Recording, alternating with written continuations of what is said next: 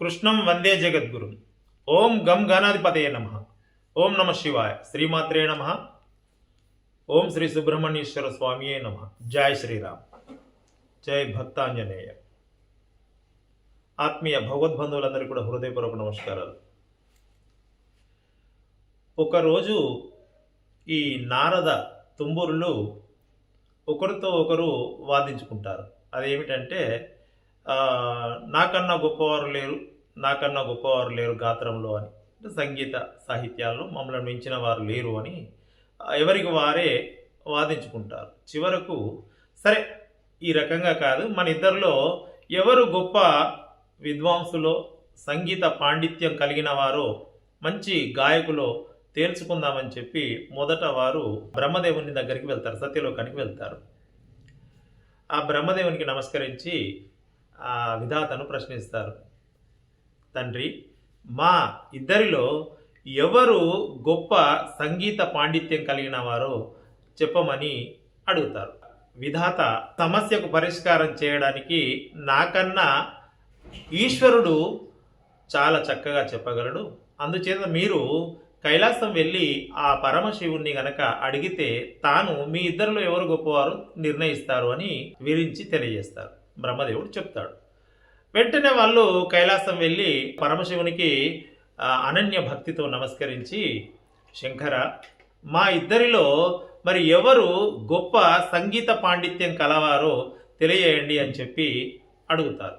వెంటనే ఆ పరమశివుడు, ఆ పార్వతీ మనోవల్లభుడైనటువంటి ఈశ్వరుడు, ఈ విషయం నాకన్నా మీకు ఆ శ్రీమన్నారాయణుడు చాలా చక్కగా వివరిస్తారు కనుక మీరు వైకుంఠం వెళ్ళి అక్కడ శ్రీమన్నారాయణుని మీ సమస్య గురించి విన్నవించండి అని చెప్పి శంకర భగవానుడు తెలియజేస్తాడు.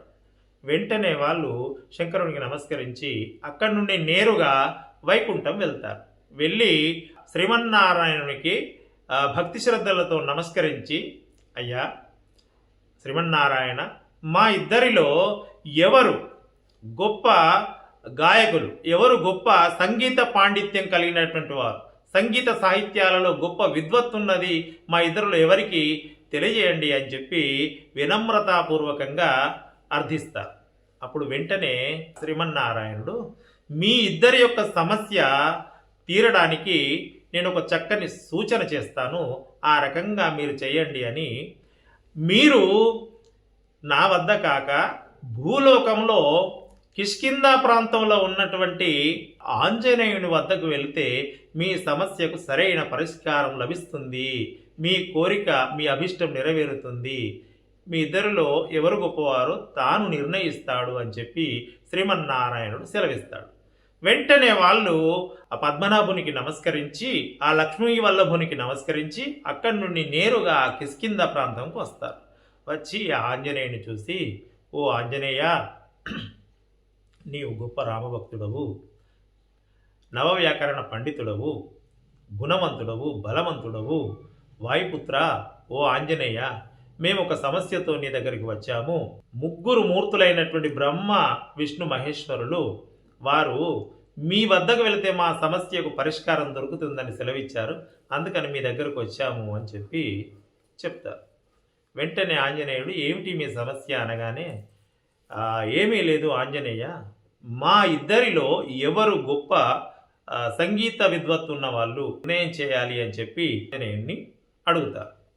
సరే అని చెప్పి ఆంజనేయుడు వాళ్ళిద్దరిని గానం చేయమని అంటాడు. ఇక వాళ్ళు వాళ్ళ వద్ద ఉన్న వీణలు పట్టుకొని చక్కగా శృతి శ్రావ్యంగా అద్భుతంగా గానం చేస్తూ ఉంటారు. కొంతసేపటికి వాళ్ళను ఆపి, సరే ఇక మీ గానం అయినదా అనగానే, మా గాన ప్రతిభను నీ ముందు ప్రదర్శించాం కదా, ఇందులో ఇక మా ఇద్దరిలో ఎవరు గొప్పవారో నీవు నిర్ణయం చేయాలి హనుమ అనగానే, హనుమంతుడు వాళ్ళ ఇద్దరి వద్ద ఉన్నటువంటి ఆ రెండు వీణలు తీసుకొని తాను రామనామ సంకీర్తన చేస్తాడు. ఇలా కాసేపు ఆ సంకీర్తన చేస్తూ ఉండగా అక్కడ ఉన్నటువంటి ఒక పర్వత ప్రాంతంలో ఉన్న శిలలు ద్రవించి ఇట్లా కారుతూ ఉన్నాయి, లావాలాగా ప్రవహిస్తూ ఉన్నాయి. అప్పుడు ఆంజనేయుడు, ఒక వీణను కరిగి ప్రవహిస్తూ ఉన్నదో అందులో పెట్టి రెండవ వీణను వాళ్ళకి ఇస్తాడు. ఈలోపు కరిగినటువంటి ఆ యొక్క శిల ద్రవము ఘనీభవించి ఈ వీణ అందులో అతుక్కొని పోతుంది.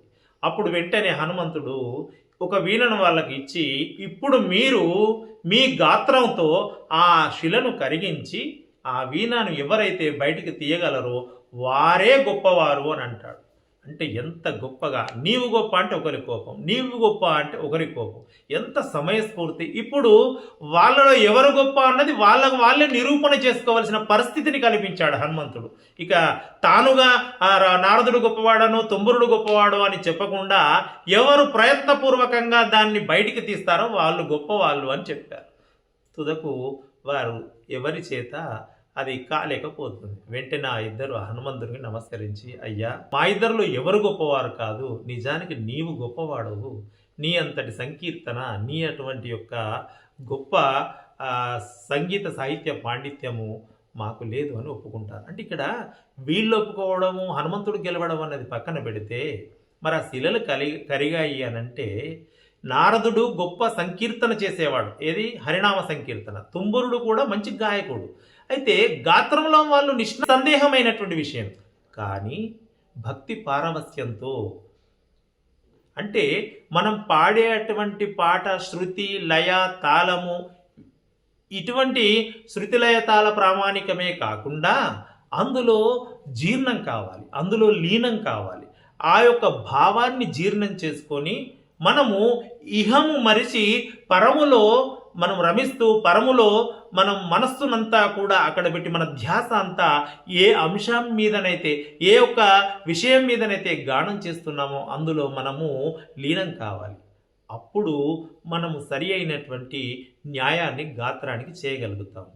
అందుకోసమే చాలామంది అంటారు, మనము అనుభూతి చెందితే ఇతరులకు అనుభూతిని చేయగలుగుతాము. అప్పుడే ఎంతో మధురాతి మధురమైనటువంటి గానాన్ని పండించగలుగుతాం.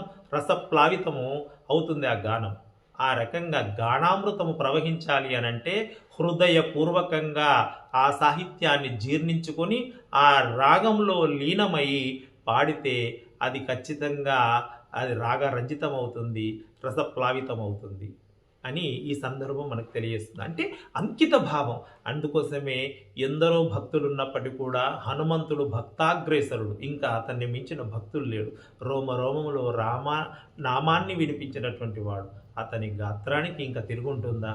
అందుకే ఆ ఇద్దరికి వాళ్ళే ఎవరు గొప్పగా నిరూపించుకునే పరిస్థితిని కల్పించాడంటే ఎంతటి జ్ఞానవంతుడో మనకు అర్థమవుతుంది. అంటే నువ్వు గొప్ప అని దాని మీద తన నిర్ణయం చెప్పకుండా ఆ నిర్ణయం ఏదో వాళ్ళే చేసుకోవాలి, వాళ్ళను నిరూపించుకోవాలి అని తెలియజేసిన మహానుభావుడు ఆంజనేయుడు. జయ బోలో పవనసుత హనుమానికి జై.